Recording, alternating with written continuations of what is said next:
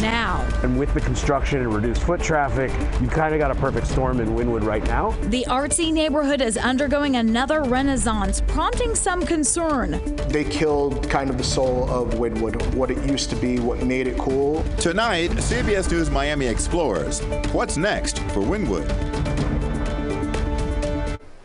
Now, walk around Wynwood in Miami and you're likely to see for sale and for lease signs. Also, a lot of development. CBS News Miami's Joe Gorchow shows you what's at work and how the city is looking to help businesses who need it. So unfortunately, my biggest concerns are there are going to be a lot of restaurants closing over the next few months. Felix Bendersky runs a hospitality brokerage firm in Miami. He's concerned about restaurants and nightclubs struggling to keep their doors open after a rough end to 2023. September was down 65% as a whole in the restaurant industry.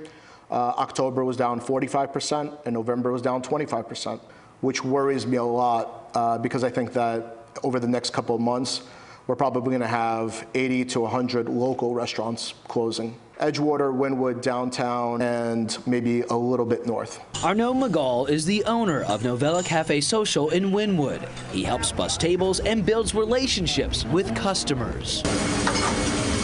He opened up his doors 2 years ago after moving from Brooklyn to South Florida. We tweaked the concept in quite a lot since we opened, changing a coffee roaster to adjust the coffee profile to something more local and perhaps more agreeable.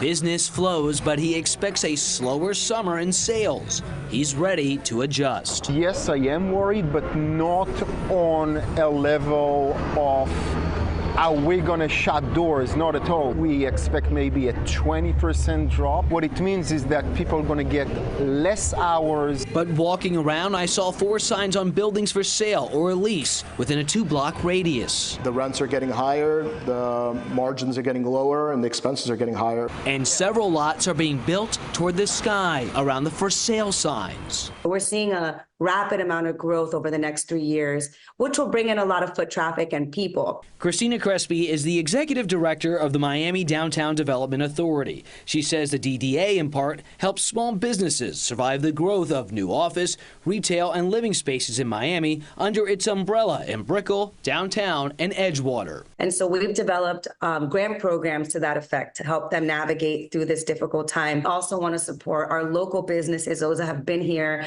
riding this wave out. In the rising rent pressure, it's tough. And then with the construction and reduced foot traffic, you've kind of got a perfect storm in Wynwood right now.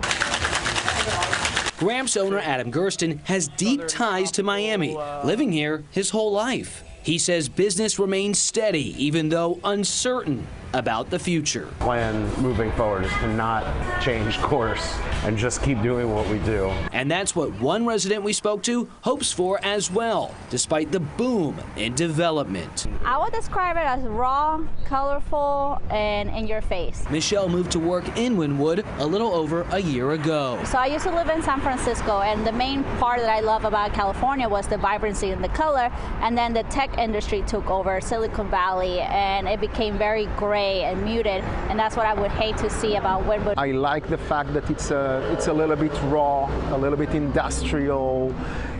It's not finished. I think that you can still be a small operator and set shop here. It's not very commercial. What do you think the face of Wynwood is going to become years from now?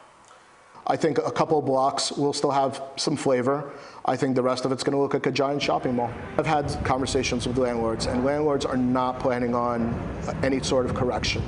They would rather bring in boring, mediocre investor visa concepts that will pay the rent. Bendersky fears Wynwood could lose its soul if locally owned restaurants and chefs do not survive development. He tells us over 30 in Miami have already closed for good this year. Joe Gorchow, CBS News Miami.